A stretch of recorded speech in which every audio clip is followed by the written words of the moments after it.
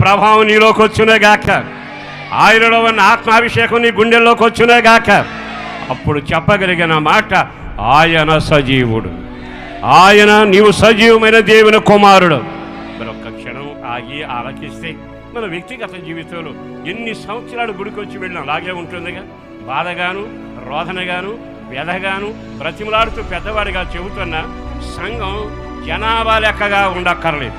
వాళ్ళు మహిమ కలిగిన వాళ్ళు అయి ఉండాలి, ప్రభావం చేత నింపబడిన వాళ్ళు అయి ఉండాలి, పరిశుద్ధాత్మ చేత నింపబడిన వాళ్ళు అయి ఉండాలి.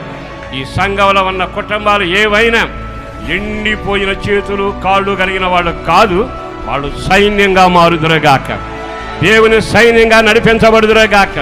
నువ్వు చేయగలిగిందల్లా ఒక్కటి, కనిపెట్టి ఉండండి అంటే శక్తి వచ్చింది. కనిపెట్టి ఎముకలకు ప్రసంగం చేస్తే ఎముకలు ఆలకించాయి.